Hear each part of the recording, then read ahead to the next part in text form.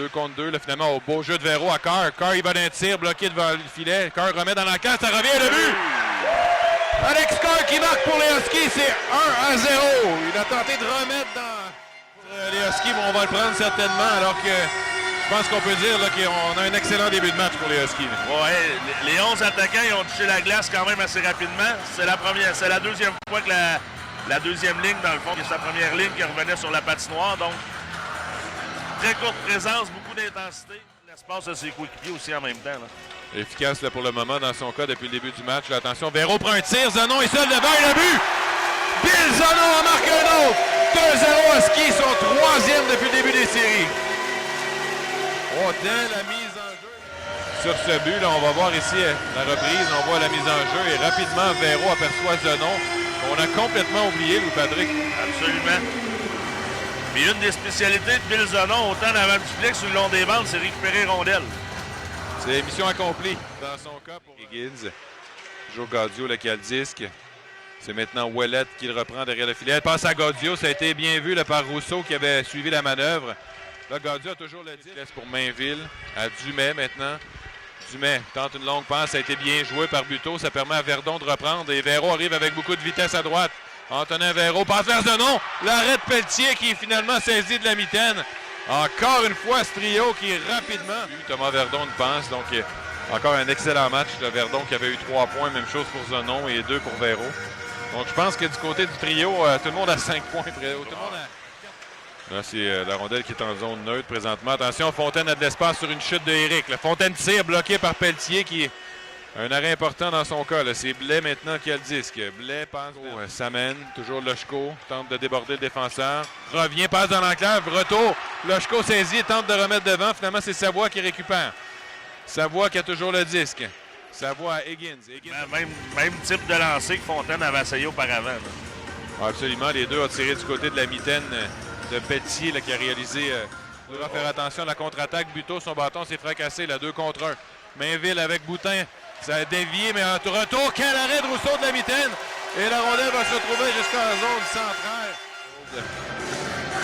On va répliquer immédiatement chez les Huskies avec celui de Verdon, Véro et Zanon.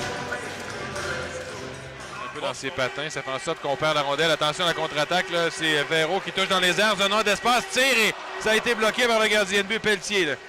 J'ai l'impression qu'on aurait pu avoir une reprise ici si ça avait été convaincant. Absolument. Peut-être à la limite de l'obstruction, la mise en échec là, sous Zanon. Là. Il n'y avait plus la rondelle, mais...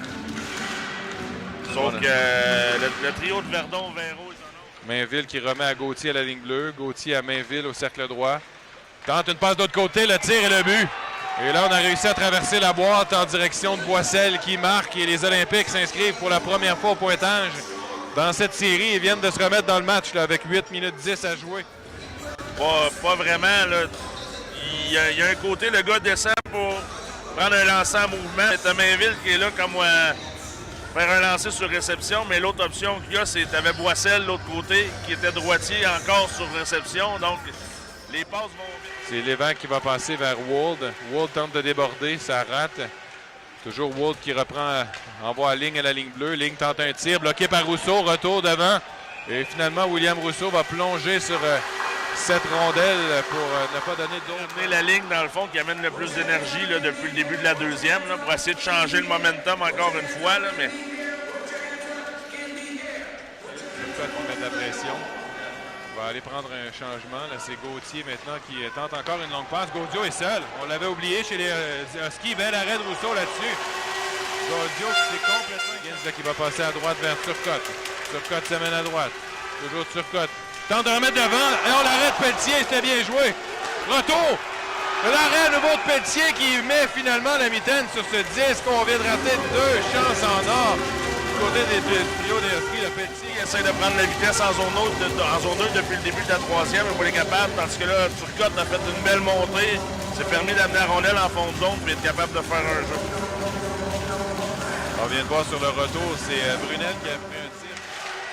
C'est la rondelle maintenant atteint Gaudio qui est mise en échec. C'est Ouellet maintenant à gauche. Ouellet tente une passe devant qui dévie. Rousseau va sauter sur la rondelle et ne donnera pas d'autre retour.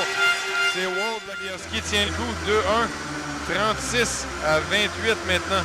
au chapitre des tirs au but, toujours en faveur des Olympiques de Gatineau. Là. On va reprendre à la gauche du gardien de but, William Rousseau.